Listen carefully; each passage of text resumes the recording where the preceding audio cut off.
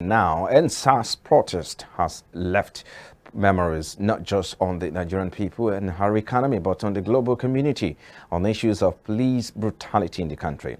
1 year after, the call has been renewed as Nigerian youth stopped the street on Wednesday earlier in the week to honor those who allegedly fell to brutality of the Nigerian security forces.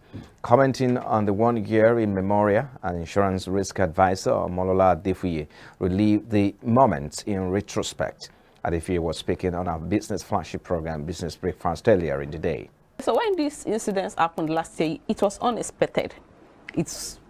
Nobody planned it, and so it led to a lot of business shutdown, personal losses, and all that.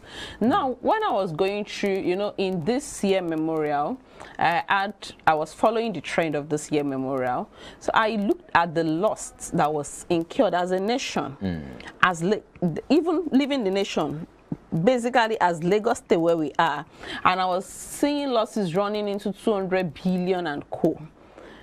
You would expect that after the incidents and the losses, people would have become insurance wise. But we have a kind of trend in our economy where people are eager about insurance immediately something happens. Okay, but give it a little period, the eagerness dies down. Okay. So going back to the loss that was incurred last year, I was seeing things running up to 200 billion, but the truth is the whole loss that came into the insurance firm concerning the NSAS protest loss was nothing more than 9 billion. Wow. The gap is much, the margin is much. So it means despite the loss, we had a lot of Nigerians that were not insured.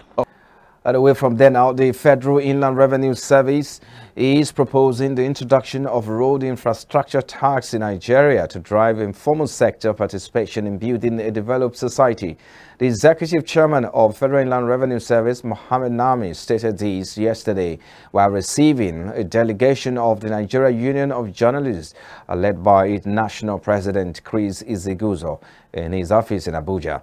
Nami mentioned that the proposed road infrastructure tax to be controlled by the federal agency will provide government with sufficient funding for road construction, rehabilitation and maintenance, in addition providing the needed security for roads in the country.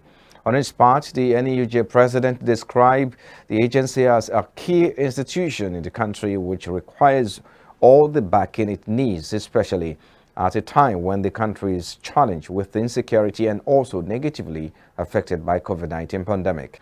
And now the International Monetary Fund has stated that slow vaccine rollout and sharp differences in policy space are the major reasons why economic recovery in Nigeria and other sub-Saharan African countries will be the slowest in the world.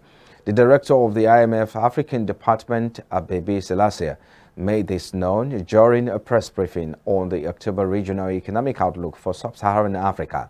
Selassie, who stated this via the IMF portal, also mentioned that as Sub-Saharan Africa goes through a recurring pandemic with persistent waves of infection, a return to normal will be far from easy.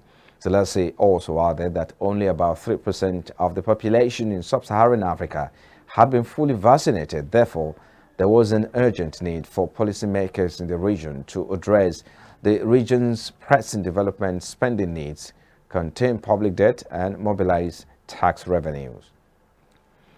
And now Nigeria's external reserves has gained $3.98 billion in 3 weeks, rising above the $40 billion mark.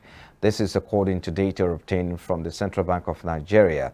The CBN data reveals that the reserves rose to $40.76 billion on October 20 from $36.78 billion as of the end of September.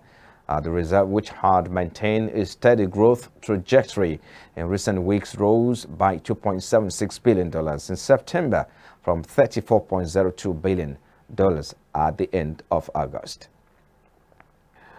And now, women in business must leverage on available resources within their disposal to grow their businesses. This is according to a business growth expert, Vivian Ngoziani. According to one, starting little and then grow bigger is a part of the process of building a business.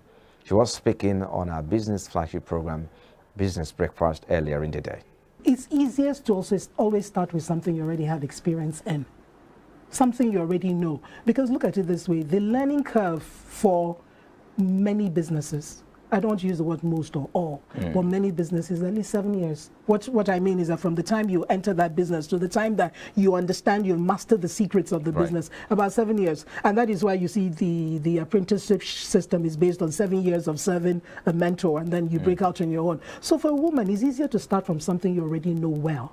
And then you now also look for that thing you already know well. Do you have a passion for it? Because you see, business is hard. And in the end, it is your passion for a business that will sustain you through those hard times. So ask yourself, the thing I know well, do I have a passion for it? If you have a passion for it, who wants it? Who needs it? Are people willing to pay for it? And how can I make sure that people pay for it? So those are the kind of questions you're going to be asking yourself before you start your business. And on the international scene, oil prices fell on Friday with Brent on track for its first weekly dip in 7 weeks as demand for oil products in power generation cooled off amid easing coal and gas prices, while a forecast for a mild U.S. winter also weighed on the market.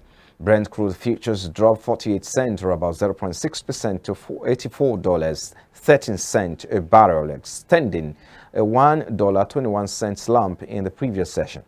Brent touched a 3-year high of $86.10 on Thursday, but was on track to slip 0.8% in the week, the first weekly dip since September 3. U.S. West Texas Intermediate crude futures fell 37 cents, or about 0.5%, to $82.13 a barrel, following a 92-cent loss on Thursday.